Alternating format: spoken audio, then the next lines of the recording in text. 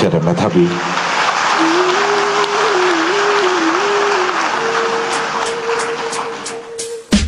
জাতির পিতার কন্যা মাননীয় প্রধানমন্ত্রী, আমি Nusrat Jahan Maliha, Hazaribagh girls school and কলেজের ৮ম শ্রেণীর শিক্ষার্থী। আমার বাবা একজন দিনমজুর, 2 মেয়েকে নিয়ে আমার বাবা মায়ের নিত্য অভাবের সংসার। আমার নিরক্ষর বাবার কাছে আমি রাজকন্যা। আমার মতো মালিহাদের পিতা যখন বলেন, তোর আর স্কুলে যাওয়ার দরকার নেই, কাল থেকে তোর মায়ের সাথে কাজে যাবি, তখন মনে হয় এটাই যেন আমাদের চিরকালের নিয়তি। কিন্তু মাননীয় প্রধানমন্ত্রী, সেই দুর্ভাগ্যের নিয়তির শিকার আমাকে হতে হয়নি। আপনার শিক্ষা সহায়তার জাদুর পরশে আমার মতো লাখো মালিহা আজ স্কুল, কলেজ, মাদ্রাসায় পড়ে উচ্চ শিক্ষার স্বপ্ন দেখছে। এটা শুধু আপনার জন্যই, তাই আপনার প্রতি আমাদের সীমাহীন কৃতজ্ঞতা। মাননীয় প্রধানমন্ত্রী, বছরের প্রথম দিনে এক সেট নতুন বই হাতে পাওয়ার কি যে আনন্দ তা আমি বলে বোঝাতে পারবো না। নতুন বইয়ের ঘ্রাণ নেওয়ার সুযোগ আপনি আমাদেরকে করে দিয়েছেন।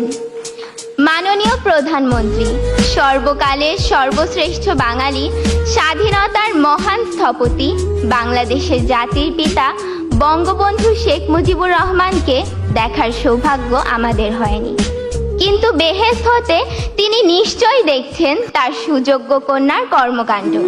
দুঃখী মানুষের মুখে হাসি ফুটিয়ে কিভাবে তিনি সর্বক্ষেত্রে বাংলাদেশকে এগিয়ে নিয়ে যাচ্ছেন। মাননীয় প্রধানমন্ত্রী, একটি স্বনির্ভর দেশ গড়তে শিক্ষা যে কতটা গুরুত্বপূর্ণ, জাতির পিতার পর কেবল আপনিই তা সবচেয়ে ভালোভাবে অনুধাবন করতে পেরেছেন। আর সেজন্যই দরিদ্র মেধাবী শিক্ষার্থীদের ঝরে পড়া বন্ধ করতে আপনি চালু করেছেন এই উপবৃত্তি। তাই আপনার প্রতি কৃতজ্ঞতা জানাতে আমাদের প্রিয় শিক্ষক আক্তার স্যারের কবিতার কয়েকটি লাইন বলতে চাই। শিক্ষা সবার অধিকার, মানুষ সবার মন্ত্রণা, এই দেশেতে সবচেয়ে ভালো বুঝেছেন শেখ হাসিনা। আপনি না বাড়ালে হাত, হারিয়ে যেতাম কোন অতলে, দুঃখের সাগর পাড়ি দিতে ভেসেই যেতাম বানের জলে। মাননীয় প্রধানমন্ত্রী, আপনি আমাদেরকে বানের জলে ভেসে যেতে দেননি, শক্ত হয়ে দাঁড়ানোর সুযোগ করে দিয়েছেন। মাননীয় প্রধানমন্ত্রী, এত কাছ থেকে আপনাকে দেখার আনন্দ আমি ভাষায় প্রকাশ করতে পারছি না। আপনার গভীর দেশপ্রেম আমাদের ক্ষুদ্র হৃদয়কেও আন্দোলিত করে। আপনাকে দেওয়ার মতো এই ক্ষুদ্র আমার